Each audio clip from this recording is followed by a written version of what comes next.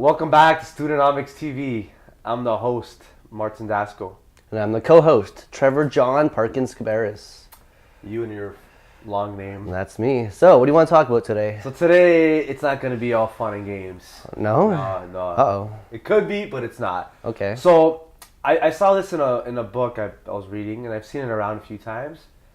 Let's discuss what advice would your older self give you?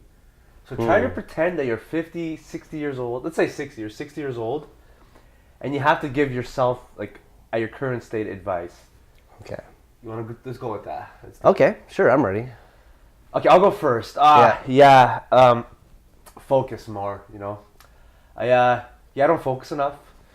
Like, I'm always working on so many different things, and, like, it feels like you're being productive, and it feels like, like, it's cool. Like, you know, you see someone, like, oh, how are you? Oh, I'm so busy. I got jiu-jitsu. I got to go lift. I got a YouTube video. I got a podcast. Oh, man, I'm so busy. I'm so cool. But unfortunately, it leads to a lack of focus. And, you know, you never want to dilute your focus in life. And that's one of my biggest problems. I would tell myself that is the focus. Like, I start all these random projects that go nowhere. Like, I remember I started my Start Freelancing Now blog. So I launched a book, and I just launched it on a different blog. And then, then I gave up on it, and then I started the property dude. Like, I started all these things without focusing on the main thing.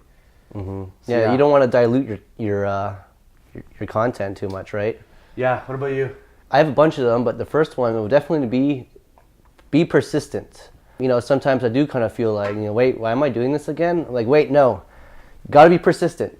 You know, that's how these things work out. I mean, you've thrown a lot of sayings my way. You know, like, it takes 5 years to become an overnight success. Yeah. 10 years.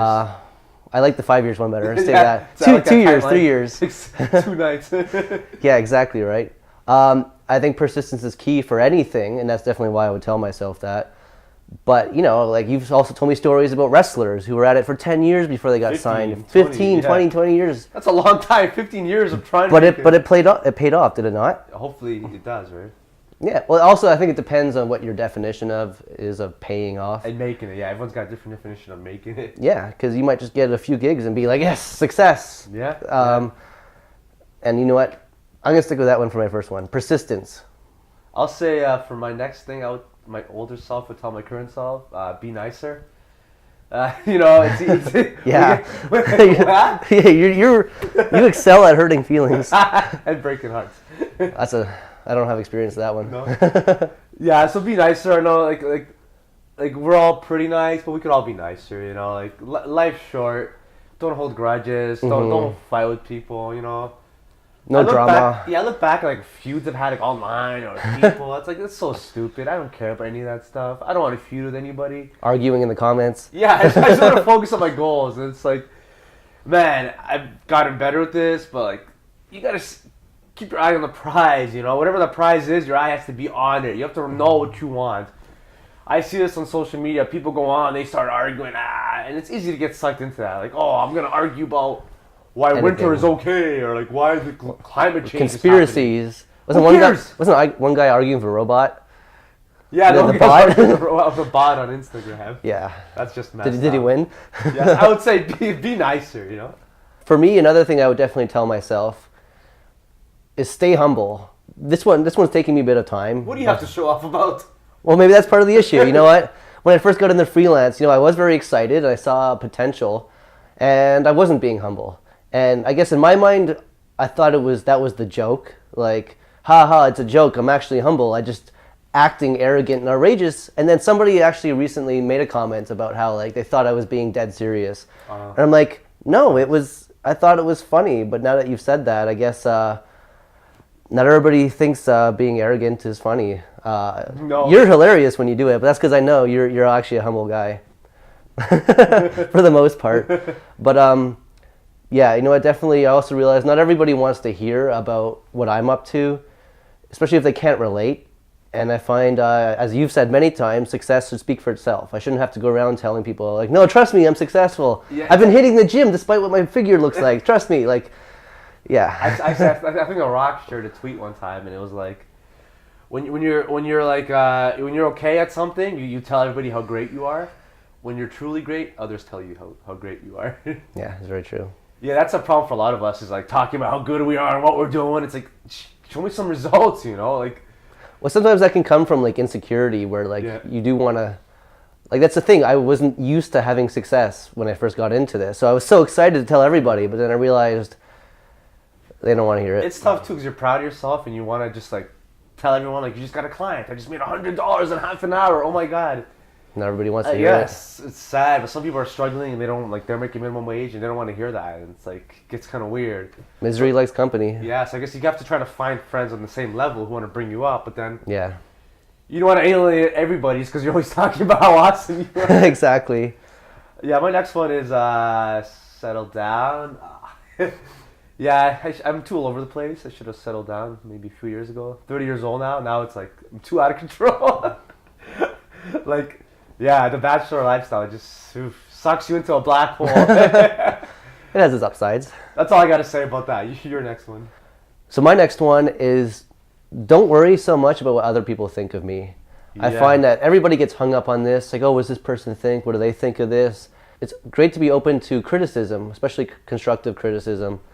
But also sometimes I realize I'll ask for people's opinions on something I'm doing, and they give me their honest opinion. But then I realize they don't share my vision. They don't actually understand what it is I'm going for. And, I don't want to just turn away. I asked for their opinion, so I'm not going to argue with them. But sometimes I realize, like, I got to just kind of do my own thing. Stop worrying what other people think because they have their own biases and insecurities. And so many people don't even understand, like, what it is I do. So I can't always worry about what they think of it either. Yeah, it's funny. We've had some, like, negative feedback on this show. And it's like... I remember the one young lady was telling us, "Oh, it doesn't seem like you guys are good actors." We're not acting. Like we're not trying to act. It's an improv YouTube show. She's a professional actor, and we're not. So sometimes you just get caught up, and then the fear of what others think is crippling. So then you'll never launch anything. You gotta just launch. You gotta ship whatever you're doing. Just launch, ship. Yeah. Deal with the feedback later, but don't let it cripple you to the point where you never want to do it again. Exactly, and like that ties in what I was saying about persistence too, right? Like just pick something and pursue it, and don't worry about what other people say, because a lot of people are haters and downers, and yeah. And it's easy to give criticism too. Like sometimes, like after I'm at a wrestling show sometimes, and someone will be like, "Oh, what'd you think of my match?" It's like I know they did their best. Like I don't want to be like, "Oh, well, you did 20 things wrong," and there's always someone's going to give you a bunch of things that are wrong. And it's so easy to criticize. It's so easy to sit on the couch saying, "No, you should have done this. You should have done that." Well, we're on couches, but just saying. It's so easy to criticize. This applies to everything. It could be like your hobbies, your business. People telling billion-dollar corporations, "Oh, like they should have done this." Yeah, they're a billion-dollar corporation. They know what they're doing. Okay, like there's a lot of complicated behind-the-scenes stuff that you don't know about. It's easy to just sit there and say, "You should have done this." Yeah, the last thing my future self would probably tell my current self, my 20-something self, is to find mentors. Like. It's I have like a mentor friend that helps me with my real estate. Like he's like my first rental I couldn't I had a tenant coming in. I didn't know how to install the lights. So this guy showed up nice. With a ladder and he did all the work. He's drinking. He's doing at the same time. That's like wow. He's installing the lamp. Priorities. Doing all the electrical work for me. So that's cool. But it's good to have mentors in every area of your life. So like let's say if you start like a blog, it's good to have a blogging mentor, someone you can talk to and get feedback from. If you're into wrestling, it's good to get a wrestling mentor. I spend too much time trying to do things on my own, or I'll argue with people or just ignore them. And yeah, it's definitely good to try to find mentors. Yeah, but you know what? There is a flip side to that. I think, as you've also said, so you've got like all the wisest quotes.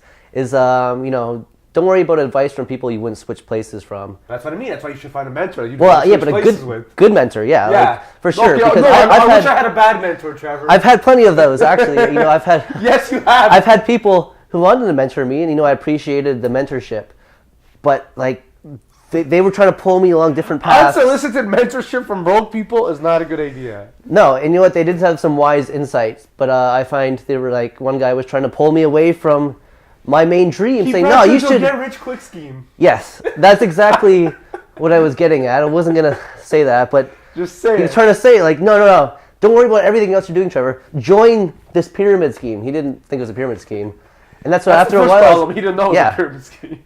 Well, so after a while, I realized I'm like, no, like I need to focus on my life dream here, and not get sidetracked by these schemes and just Yeah, when you find a mentor, it should be somebody relevant in your field that has done something.